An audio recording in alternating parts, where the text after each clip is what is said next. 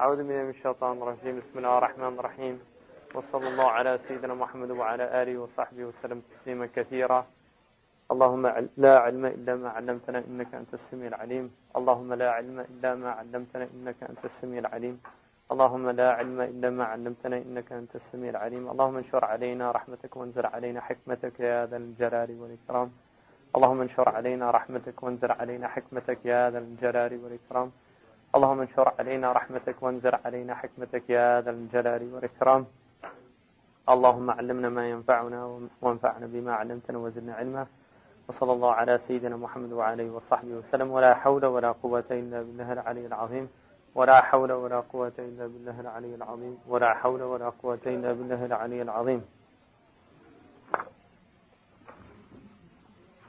Is there any question about the reading? Anybody have a question about the reading? Alaikum salam. You don't have a sheet? There's a sheet that has the reading assignment. It should have been from page 30, I think, to 60. I'm going about 30 pages a week. And if we maintain that pace, we'll be able to complete the book in that time.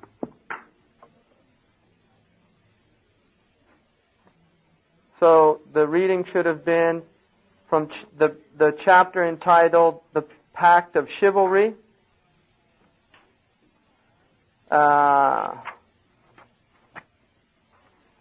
through to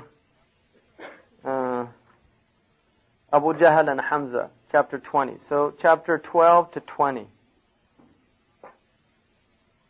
Or chapter 11 to 20. Now the section on the...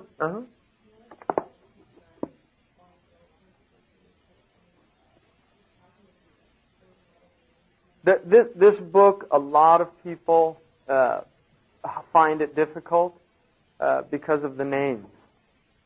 It is a problem. And you know, it would be really nice if somebody actually went through the book, wrote down all the names, and then had a glossary of names that you could kind of keep with you as you read the book. That would be really useful. Because the names, and another problem, some people have the same names, and sometimes he doesn't really tell you which, he doesn't give you the full name in Arabic.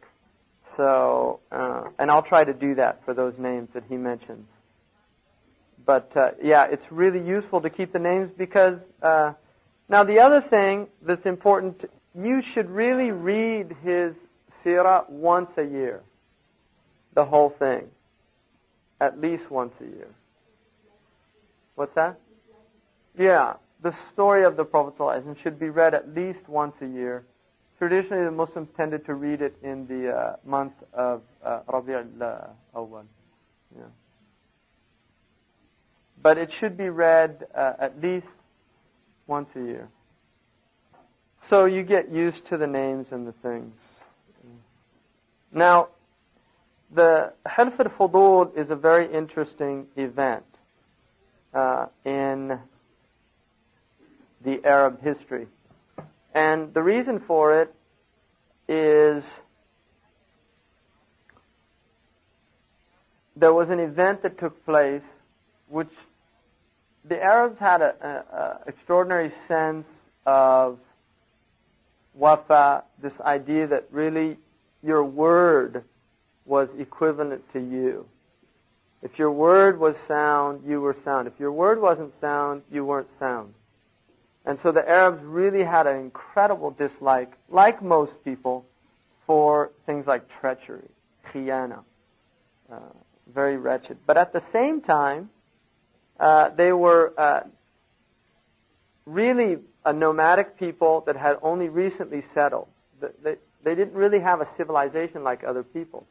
And for that reason, their laws were not developed. They had pretty crude tribal laws.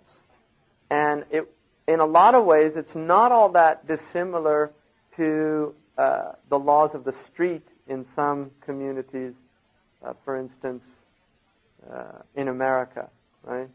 In other words, you have gang culture.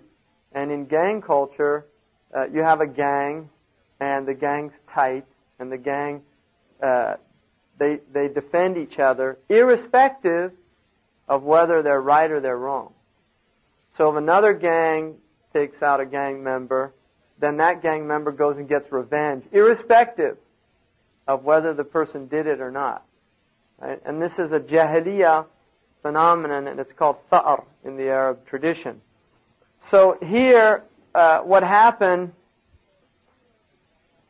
one of the things he mentions is that as the Prophet ﷺ was growing up, he was trained in war, which is important. And I'd just like to mention something about that. I think Muslims tend to have an idea that these Arabs, when time for jihad came, they all kind of just went out to fight, which is not true. And anybody who knows anything about martial arts knows that if you don't train, you lose it, right? Your body is not strong, your reflexes aren't the same, and any warrior knows that they have to continually train, which is why armies train every day, right? I mean, they do. They basically train every day, shooting, running, doing all these things. And so these Arabs, because their life, you had to be able to defend yourself. Because somebody might throw down the gauntlet and say, let's go. And so part of being a man in that culture meant that you were strong and that you had muru'ah, that you were able to defend yourself. You weren't a weakling. And weakness was seen as a very negative quality. So these people were physically very fit. And they were hunters. They used bows. They used to go out and practice in bows. The Sahaba used to practice in Medina. They used to practice between Asr and Maghrib. They would shoot the bows. And the Prophet was a great bowsman, sallallahu alaihi wasallam. And he said in a hadith, whoever learns archery and then leaves it has disobeyed me. I mean, he felt that you should continue, if you're going to do that training, that you should continue it. So they were trained in swordsmanship. You had to know how to use a sword. And a sword, you can't just pick up a sword. If you've ever done any, kendo or eskrima or any type of where you have a weapon, like a sword, or you'll know very quickly that you have to train because somebody comes at you, So they definitely did that. Now, Abbas radiallahu anhu and Hamza was an extraordinary powerful man. He was also a warrior by nature. That was just part of his nature. So he was very well trained in these arts, and it would have been a normal practice for him then to have trained with he's his brother in Rada'a, the Prophet. He's the uncle of the Prophet ﷺ, but he's also his brother in Rada'a. So as an uncle, he's going to have a status like the father, even though they're almost the same age. And as a brother in the Rada'a, there's another bond there. So Hamza radiallahu anhu was very close with the Prophet ﷺ, and the Prophet ﷺ, although being of average height and weight, to say that he was of average strength, I don't agree with that. Because the Prophet had the strength of 40 men. And so to say that, I would not, you should kind of put a cross through that. He was not of average strength. He wrestled the greatest wrestler in Arabia who'd never been thrown ever in his life. And he threw him twice. And the first time the men jumped up and said, do that again. Because nobody'd ever done it. Right? And a wrestler told me he wanted to learn the move. Right? How did he do it? He wanted to see him do it again so he could learn the move. So the Prophet ﷺ had the strength of 40 men. But he definitely had an aptitude for archery, and partly because, like he points out, is true, he had very powerful eyesight. He could also see from behind like he could see in front. And whether that was before or after the prophecy, I don't know. But he could see behind him, and a man once was making fun of the way he walked, because the Prophet ﷺ walked fast and in a downward incline. And the Arabs tend to have a tabakhtur. They like to walk with a kind of, just like a tough guy type walk. And that's how they did walk. And so this man was imitating the way he was walking in a funny way. And the Prophet ﷺ saw him not like that. And he turned around and he said, be like that. And the man had like a paralysis for the rest of his life. He couldn't... And that is true that the Prophet ﷺ counted, I've seen 9, this says 12 stars in Pleiades, which is called Thuraya. And there's only 7 visible ones. There's only 7 visible ones with the human eye. Right? And he saw 12 in that constellation. Which now we understand the possibility of that because of distant stars and things like that. But he said that during that time. So that's one of his mu'jizat, sallallahu alayhi wa sallam, that he could see those. Now during that time, the Arabs had a very interesting phenomenon. And that is, despite the fact that they fought, they had this understanding of 4 sacred months. And in those sacred months, you did not fight. In other words, these Huram months, they had an inviolability, which meant you could not, you had to wait until it was over. And this allowed them to make their pilgrimage. It allowed a safe movement of caravans. And they really respected this. And some of the ulama have indicated that this was actually in preparation for the whole concept of taqwa. Because the Arabs, interestingly enough, despite the fact they didn't have a divine revelation, they recognized that these months were sacred and we're not going to break this inviolability. And so they really kept to that. And if there was a breach in it, it was considered an incredible wrong in their culture. Now, what happens is a very tough man. He was really tough man from this tribe of Kinana, which was a very powerful Najdi tribe. He, this man Amir, what happened is he was actually jealous of him because he was given safety from one of the Arab rulers at that time. And he said, will you even make him safe from the Kinana? And the Hawazim tribe was a very powerful tribe in that area, and so was Kinana. And so what happened is that they went out on a journey together, and he got him drunk, and then he just killed him. Very treacherous thing to do. And what happened is that the man then went and took refuge, right? And he had his tribe behind him. But the Hawazim had allies, right? The Quraysh were involved as allies of Kinana. So they were actually allies of the tribe of the man who was treacherous. And what happened is that because of this alliance, they had to defend their men. This is part of the Jahili tradition. They had to defend their man against the Hawazim. And so this led to a fight, which is known as Harb al-Fijar. Right?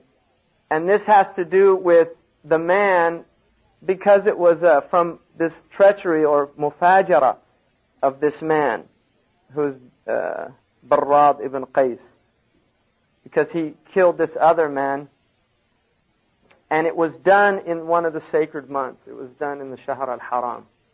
So the fact that he did it in the Shahr al-Haram and he was treacherous, it was a really bad thing to do. Despite that, the Quraysh got involved in it. And so what happens is it went on for about 4 years. And there were only actually a few days of fighting during the whole time. And this is part of they had a tradition in I think it was the Philippines, or maybe in Borneo. It's one of these islands that, when these tribes would go against each other, if it rained, they wouldn't go out because it would wreck the headdress of these warriors. And the Arabs were a bit like that. If things didn't, if it wasn't a good day to fight, they'd just call it off, right? So this is basically the type situation. Now, during that time, the Prophet ﷺ actually collected arrows for them. There was a battle in which he collected arrows. And there's also, it's said that he also actually shot some arrows on that. Now, the interesting thing that happens from this is that after this, not shortly thereafter, there was a merchant who comes, and he'd sold some goods, right, from a notable of the clan of Sahm. And then the Sahmi refused to pay the promised price, right? So this wronged merchant, he was a stranger in Mecca, didn't have any power and no tribe at this point to defend him. He went up to this mountain, Abu Qubais, which is where they used to go to give sometime talk, and in a very powerful rhetorical manner, he said, I've been wronged, and is there anybody in this city who has a sense of justice? And this had a powerful impact on the Quraysh. And so the Quraysh then made a promise, and this is the Hilf al-Fudul. And the promise was that anyone who was oppressed, that did not have somebody to do that, then they would all be for that man, irrespective of the tribe. And this is a major change in the psychology of these people, that they would support the mazlum, even if it was against their own benefit. So this is a major change. You can imagine this is getting them prepared really for the concepts that Islam is going to bring, because this was very alien to this Jahili culture. And they did that, and they all went and they poured water over the black stone, and then each man drank the water, and they raised their hands and made an oath, right, that every act of oppression in Mecca, they would stand together as one man on the side of the oppressed against the oppressor, whether the oppressed were a Qurayshi or from somewhere else. So you have to understand the importance of this hilf. And then the other thing is, the Prophet ﷺ said about this, he said that I was present at an oath of allegiance in Jahiliyyah. Had I been called to it in Islam, I would have gladly responded. And this is also an indication that Muslims should be on the side of the truth, even if it's coming from non-Muslims. See, so again, it's letting the Muslims recognize that we should not be in a Jahili framework where I defend my Muslim brother against, say, a Jew or a Christian, when it's clearly the case that the Jew or the Christian is oppressed and the Muslim is oppressing. And it's really important to recognize this. This is a radical change from the psychology of the Arabs. And the Prophet ﷺ is letting us know that Islam is no different. Don't make the Muslims into a tribe where you take vengeance for your brother Muslim if he's an oppressor against an oppressed. And there's some really interesting stories in the Sirah about the Prophet supporting the non-Muslim against the Muslim when he saw that it was wrong. And Umar radiallahu anhu does this also, and this occurs several times in the history of Islam. So that's a really important aspect of this. And the man who in Mecca was a Taymi from the clan of Abu Bakr, it was in his house, Abdullah bin Jud'an, and he's the one that offered his house for all the lovers of justice, right? So calling people to this idea of justice. Now, the next section here is about marriage. And basically, it's interesting that the Prophet ﷺ had actually, there was a woman here who was of a marriable age named Fakhita. She's also known as Hani. And the Prophet ﷺ had actually grown up with her, knew her quite well. Now, Hani is, the Prophet ﷺ, his cousin Hubayra was the son of the mother of this clan of Makhzum, and he asked for the hand of Hani, right? And he had a lot of substance, he was a poet, he had all of these things, and so he was given in marriage, and the Prophet ﷺ, his request was unanswered. When the Prophet went to him, he was told that a generous man must requite generosity, and this was the excuse that was given. But Hani she comes up later in the story, and she's an important woman. Now the other here, which is very interesting, is Khadija radiallahu anha, who's bint al-Khuwaylid, and Khuwaylid was of the Asad clan, and there's many people, again, that are related to her that are important both against the Prophet ﷺ and for him. And she was the first cousin of Waraqah, who has the knowledge of the books. And this would probably mean that Khadija had heard from Waraqah during this early period that there was a prophet coming. And then we also heard about Qutayla, who's very interesting, who's the sister of Waraqah, and she actually wants to marry Abdullah. We heard that earlier, that she wanted to marry Abdullah because she recognized that this might be the man who has the prophet in his loins, or he might himself be that man, and it didn't happen. So basically, the Prophet ﷺ is now becoming known as Al-Amin. He's a young man, he's trading in the community, and Khadija actually employs him. Right?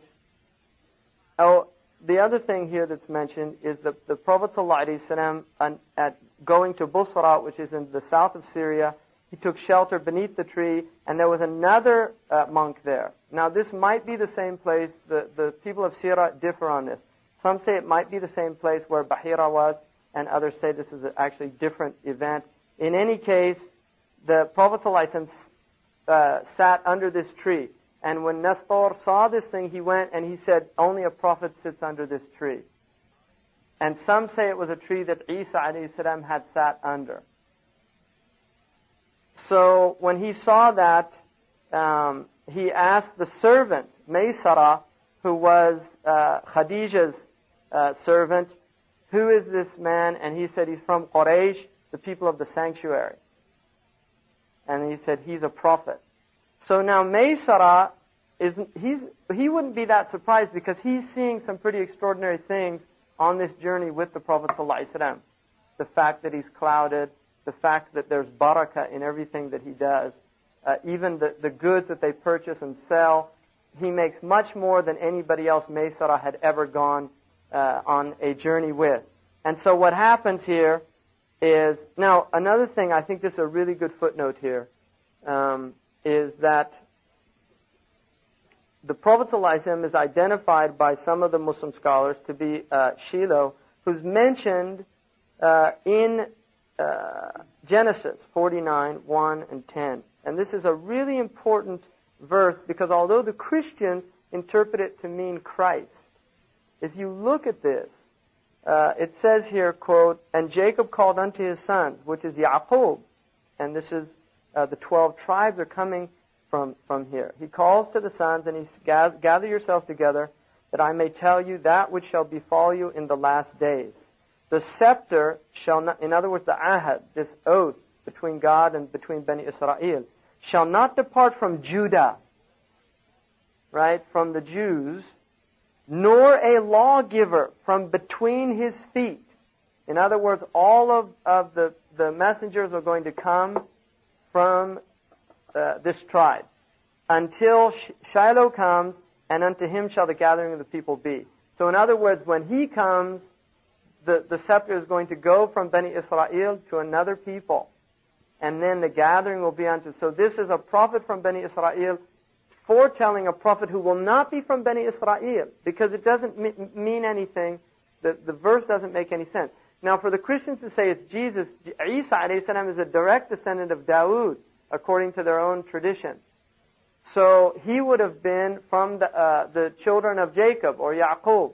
And so he does not fit into this category. So this is a really important event. Now what happens is, when Maysara comes back, the Prophet ﷺ had an incredibly successful journey. And Khadija sees the truthfulness, Al-Amin, he's known as Al-Amin and all these things. She wants now to marry him. Now this is a woman who's been married twice before. She's 40 years of age, right? the Prophet ﷺ is 25, and she was a very beautiful woman, and she was still, according to the seerah literature, she was still a beautiful woman. And she wants to ask the Prophet ﷺ for marriage. And also this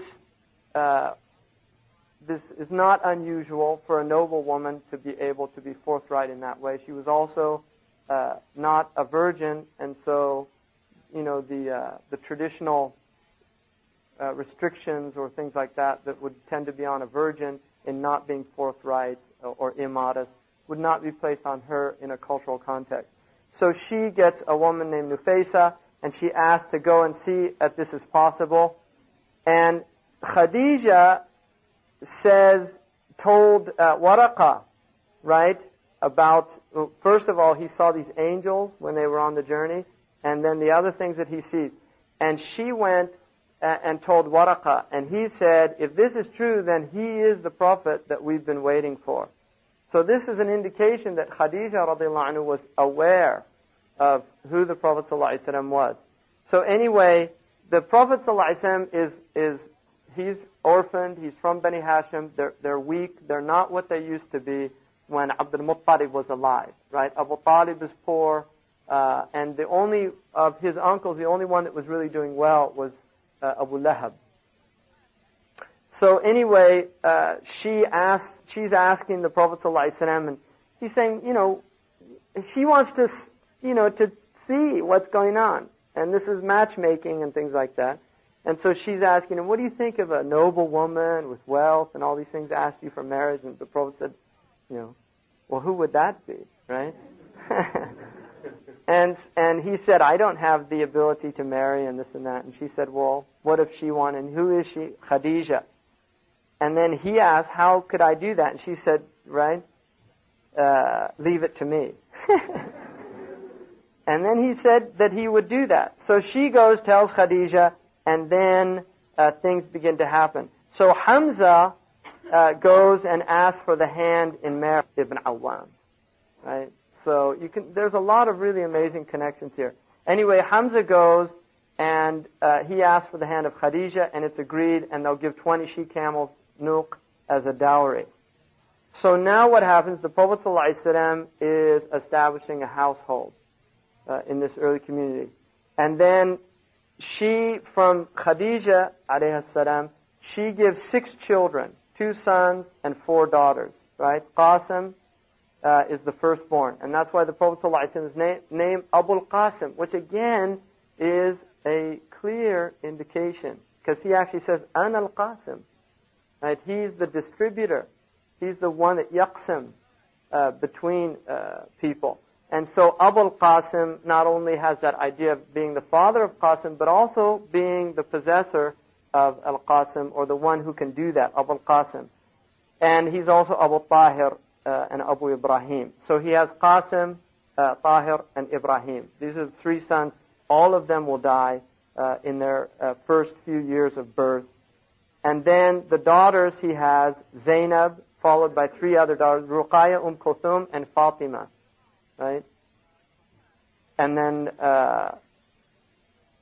on the marriage day also he sets free Barakah, who was a slave he inherited from his father. Again, the name is, I think, very interesting. I mean, his own slave's name is Barakah.